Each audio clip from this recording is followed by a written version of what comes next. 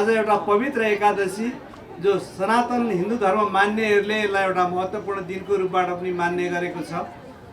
आज तपाईहरुले आरतीलाई नियमित ढंगबाट सञ्चालन गर्ने कार्यक्रमसँगै आज आरतीको सम्भवतः दोस्रो महत्त्वपूर्ण उत्सवको रूपबाट अथवा कार्यक्रम रूपबाट यसरी आयोजना गर्नुभयो। मलाई तपाईहरुले बोलाउनु भयो र यो मैले यहाँहरुको अगाडि धेरै लामो कुराहरू गर्नुपर्छ जस्तो मलाई लाग्दैन। हामीले समाजलाई परिवर्तन गर्ने सन्दर्भमा 72 सालमा नेपालको संविधान जारी गर्न हामी जनताहरू सफल भएका छौं। जनताहरूकै प्रतिनिधिले देशमा शासन गर्नुपर्छ भन्ने प्रणाली र जनताहरूकै भावनाको आधारबाट शासन गर्नुपर्छ भन्ने प्रजातान्त्रिक प्रणालीलाई हामीले स्थापित गरेका छौं। त्यसको एउटा महत्त्वपूर्ण कुरा के हो भने हामी धर्मको हिसाबले निरपेक्ष छौं।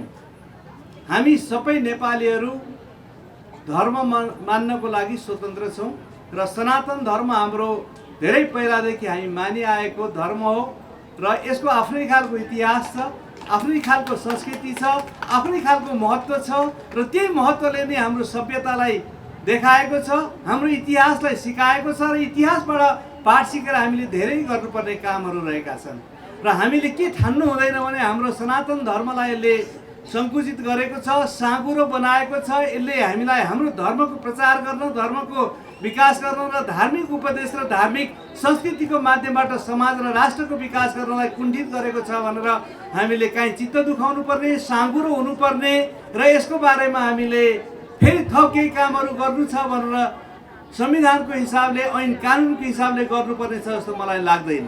किनभने हामी निरपेक्ष छौं र हाम्रो धर्मको विकास गर्नको लागि राज्यले सबैलाई आवश्यक सहयोग, सद्भाव र विकास गर्नको लागि अवसर दिएको छ। यसै कुरा अन्तर्गत आज यो शङ्खमूलमा तपाईहरुले यो आरती समिति समेत गठन गरेर यहाँसम्म आइपुग्दा यसको ठूलो इतिहास छ। यसको अन्वेषणकर्ताको रूपबाट जगतगुरु मोहन शरण वेदाचार्य रहनु भएको छ र उहाँको अगुवाईमा तपाईहरुले धेरै लगानीहरू गरेर यसको विकास गरिरहनु भएको छ। मैले आज आएर यो आरतीको उद्घाटन समारोहमा प्रमुख अतिथिको रूपबाट तपाईहरुको निम्तो पाएर आएर मैले शुभकामना दिइरहँदाखेरि म जगतगुरुलाई सम्झिरहेको छु। जगतगुरुलाई मैले राम्रो गरी चिन्दछु। म झापा निवासी हुँ र गएको मङ्सिर 4 गते 79 सालमा त्यही उहाँकै निर्वाचन क्षेत्र अथवा उहाँको घर भएकै क्षेत्रबाट निर्वाचित भएर आएको जनप्रतिनिधि हुँ। अहिले म राष्ट्रकै एउटा संविधान निर्माण गर्ने संघीय संसदको म प्रतिनिधि सभाको सभामुखको रूपबाट रहेको छु। उहाँको विगतदेखि लिएर वर्तमानसम्म बुझ्दा मैले के बुझ्छु भने उहाँ एउटा यस्तो उदाहरण योग्य व्यक्ति हो जो जहाँ इच्छा त्यहाँ उपाय भन्ने सिद्धान्तलाई व्यवहारमा लागू गरेर सफलता प्राप्त गर्नुभएको मानिस हो भन्ने मैले ठानेको छु। यसको मेरो एउटा मात्रै उदाहरण के छ भने चतरा धाम कस्तो थियो तर एकजना जगतगुरु लागिसकेपछि त्यो अहिले कस्तो भएको छ। त्यसलाई चाहिने भौतिक साधनदेखि लिएर त्यसको प्रचार, त्यसको महत्त्व, त्यसको इतिहास र पौराणिक कालदेखि अहिलेसम्म आउँदाखेरि त्यसको महत्त्व के छ भन्ने कुरालाई उहाँले उजागर गर्नुभयो र त्यसले एउटा सफलता हासिल गरेर आज हिन्दूहरूको एउटा आशाको केन्द्र, विश्वासको केन्द्र, धर्मको केन्द्र र सारा धर्मावलम्बीहरू केन्द्रित हुने एउटा महत्त्वपूर्ण ठाउँको रूपबाट विकास गर्नुभयो। त्यसै गरेर यो शङ्खमूलको इतिहासलाई उजागर गर्ने कुरामा पनि उहाँले नेपालको ऐतिहासिक कुराहरू, खास गरिकन धर्मसँग गाँसिएका धार्मिक परम्पराहरू के थिए, धार्मिक युगहरूमा के कामहरू गरिन्थे र हाम्रो सभ्यता कसरी विकास भएको थियो। काठमाडौँको कुरा गरिरहँदाखेरि बागमती सभ्यता, बागमतीको कुरा गरिरहँदाखेरि शङ्खमूल, शङ्खमूलको महत्त्व के रहेको छ, अहिलेको युगमा यो कलियुगमा आउँदाखेरि यहाँको महत्त्व के रहेको छ, त्यो कुराहरूलाई बुझ्ने, त्यसको अध्ययन गर्ने र त्यसको अध्ययनबाट प्राप्त भएका कुरालाई प्रमाणित गर्ने एउटा महत्त्वपूर्ण अगुवा गुरु हुनुहुन्छ र हाम्रो भाषामा भन्ने भने नेताको रूपबाट उहाँ हुनुहुन्छ।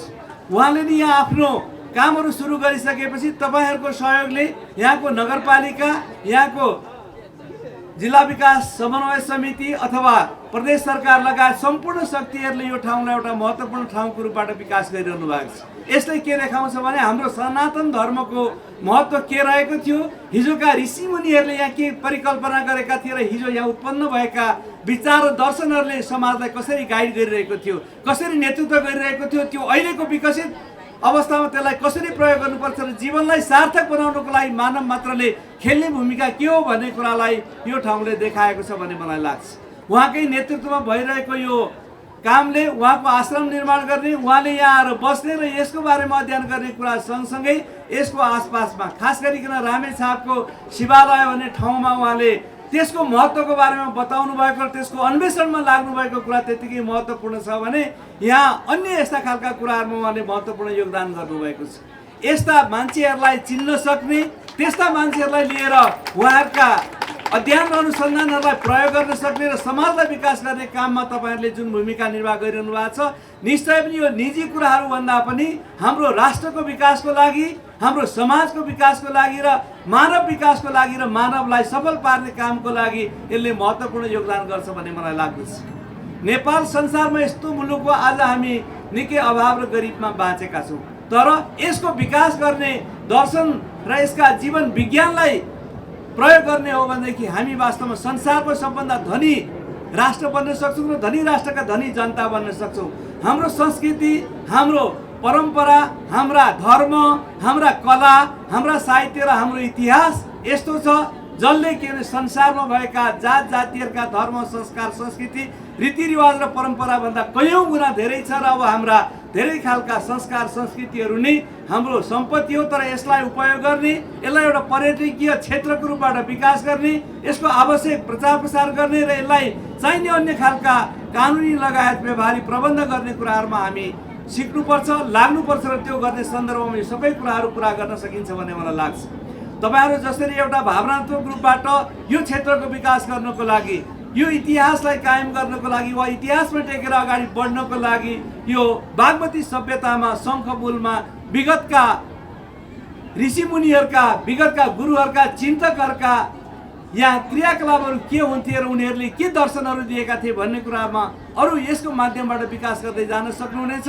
क्रमशः यसको प्रचार प्रसार र यसको व्यवस्थापनले संसारभरिका मान्छेहरू काठमाडौँ आउँदाखेरि शङ्खमूल आउने र यसको पर्यटकीय महत्त्वलाई बुझ्ने र यसको संस्कार संस्कृति र खास गरिकन हाम्रो सनातन धर्मको महत्त्वलाई बुझ्नेछन्। त्यो महत्त्वले हाम्रो जीवनलाई सार्थक बनाउनेछ र खास गरी आज अब तपाईहरूले यो आरतीको माध्यमबाट जीवनलाई प्रकाशमय बनाउने, जीवनलाई सार्थक बनाउने र योभन्दा अर्को जीवनको लागि, यो जीवनमा समाज र मानव जातिको लागि धेरै काम गर्नुपर्छ भन्ने भावनाका साथ जे गर्न लाग्नु भएको छ त्यसको लागि मेरो हार्दिक शुभकामना छ। सुन्दर प्रयास हो, किनभने हामी वर्षौंदेखि आफ्नो सम्पत्ति पनि नचिन्ने भएका थियौँ। हाम्रो सम्पत्ति कहाँ छ, हामीले कहाँ खोज्नु पर्ने हो र हामीले कसरी बुझाउनु पर्ने हो। एउटा सानो उदाहरण भन्छु। अघि पहिल्यै धेरै मित्रहरूले कुरा गरिसक्नुभयो, हामीलाई सबैलाई थाहा छ कि धर्म कण कणमा छ, हो कि होइन? छ।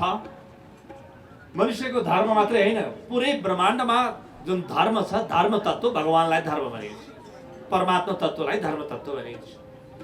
त्यो धर्म तत्त्व प्रत्येक जीवमा मात्र नभएर ब्रह्माण्डको कण कणमा छ। त्यसकारणले धर्म नभएको केही पनि छैन र पनि हामीले के बुझाउन सकेन भने नि धर्मनिरपेक्ष भन्ने हुँदैन भन्ने पनि बुझाउन सकेन।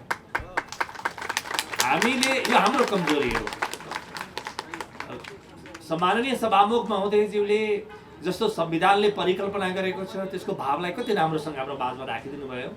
संविधान त हाम्रो हो, हामीले निर्माण गरेको हो, त्यो भावलाई हाम्रो पुरा सम्मान छ। तर सँगसँगै हामीले के बुझ्नुपर्छ भने नि हेर्नुहोस्, आज हामी के गर्दैछौँ भने आरती गर्दैछौँ। हो, आरती भनेको के हो त भन्दा मैले भगवानलाई देखाउन खोजेको हो तर आफूलाई चिन्न खोजेको हो। चिन्न चाहिँ आफूलाई छ। जुन घडी हामी आफूलाई चिन्छौँ, कण कणमा त्यो राम, त्यो परमात्मा बाहेक केही पनि भेटिँदैन, त्यसैलाई धर्म भनिन्छ। धर्मको खोजी गर्ने बाटोलाई अध्यात्म भनिन्छ र धर्मको खोजी गर्ने धेरै विज्ञान बनेका छन्। त्यसपछि एउटा योगको विज्ञान हो र धर्म निरपेक्ष हुँदैन, केही पनि सम्प्रदाय निरपेक्ष हुन सक्छ, हो कि होइन? पन्थ निरपेक्ष हुन सक्छ। धर्म निरपेक्षता न रावण हुन सक्छन्, न कंस हुन सक्छन्, न जुदास हुन सक्छन्, कोही पनि हुन सक्दैन। त्यो धर्म निरपेक्षको परिकल्पना यो कहाँबाट हामीले ल्यायौँ मलाई थाहा छैन, तर हामीले एउटा परिकल्पना लिएर आयौँ र त्यही परिकल्पनाको वरिपरि हामी घुमिरहेका छौँ। धर्म निरपेक्ष हुन सक्दैन संविधानमा अथवा कहीँ पनि। सम्प्रदाय, पन्थ र वाद निरपेक्ष हुन सक्छौँ हामी। धर्म चाहिँ कुनै पनि सम्प्रदायभन्दा माथि छ, हिन्दूभन्दा पनि माथि छ, इसाईभन्दा पनि माथि छ, मुसलमानभन्दा पनि माथि छ। हामी सबै त्यही धर्मको खोजी गरिरहेका हौँ र संविधान बनाएर अझ राम्रो धर्मको खोजी गर्ने प्रयास गरिरहेका हौँ हामीले। धर्म मनुष्यको भलाइ हो। बिना धर्म त्यो भित्र लुकेको परमात्मा, भित्र लुकेको आनन्द, भित्र लुकेको शान्ति खोज्ने कुनै उपाय छैन। भित्रको आनन्द खोज्ने उपायलाई धर्म भनिन्छ।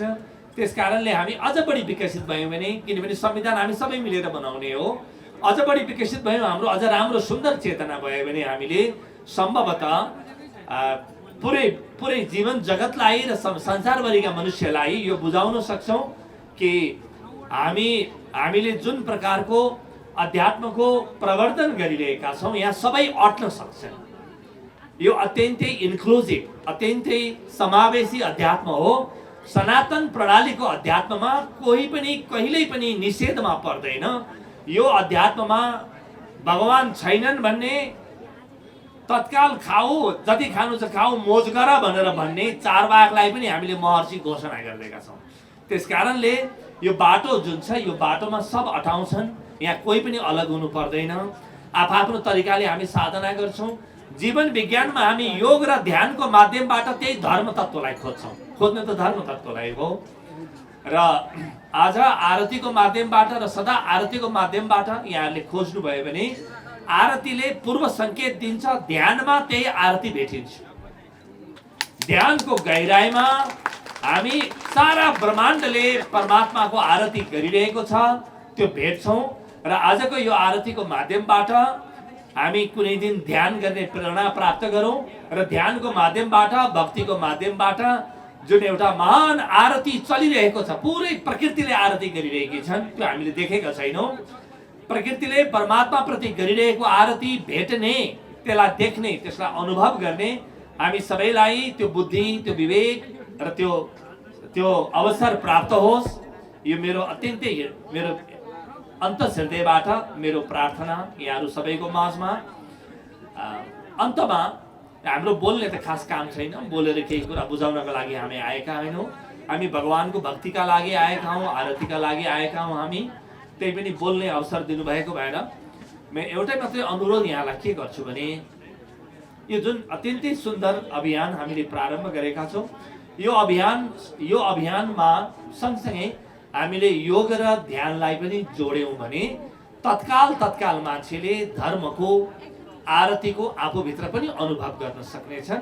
जीवन विज्ञानको माध्यमबाट हामीले जे स्वयंसेवा प्रदान गर्नुपर्छ, यहाँ धेरै मैले प्रशिक्षकहरू देखिरहेको छु, जीवन विज्ञानका प्रशिक्षकहरू। यहाँ शीतलजी स्वयं प्रशिक्षक हुनुहुन्छ, नानी छोरी प्रशिक्षक हुनुहुन्छ। अघि मैले यहाँ अगाडि नारायणजीलाई देखेको थिएँ, मैले हरिजी देख्दैछु, रामप्रसाद पन्थीजी देख्दैछु। उहाँ जीवन विज्ञानको यो चाहिँ हाम्रो जुन मूल चाहिँ जीवन विज्ञान परिषद छ, त्यसको उपाध्यक्ष हुनुहुन्छ, त्यसको चाहिँ सहसंयोजक हुनुहुन्छ। त्यही यहाँ मैले एक नारायणजीलाई देखेको छु, अरू मैले दर्जनौँ प्रशिक्षकहरू देखिरहेको छु। हामी सबै भगवानका सेवक हौँ, हाम्रो केही स्वार्थ छैन। यहाँले हामीलाई जसरी प्रयोग गर्न चाहनुहुन्छ त्यसरी प्रयोग गर्नुहोला। अत्यन्तै वन्दनीय जगद्गुरु मोहन शरण देवाचार्यजी नेपाल देशकै गरिमा हुनुहुन्छ। नेपाल देशकै हामी सबैको गरिमा हुनुहुन्छ र उहाँले गर्नुभएका, उहाँको माध्यमबाट भएका हरेक काममा साथ पुर्याउनु हाम्रो आध्यात्मिक कर्तव्य ठानेर हामी सदा यो पुनित कार्यमा उपलब्ध हुन्छौँ। यहाँहरू सबैलाई हार्दिक शुभकामना। कुनै दिन सँगै बसेर भित्रको आरती, ध्यानको माध्यमबाट हामी भित्र निरन्तर चलिरहेको सनातन आरती पनि देख्ने हामीले शुभ अवसर प्राप्त गरौँ। अहिलेलाई भने म त्यो बाटो हिँड्दिनँ। म छोटो मेरो भनाइ राखेर मेरो वाणीलाई यहीँ विश्राम दिन्छु। धन्यवाद। हरि ओम।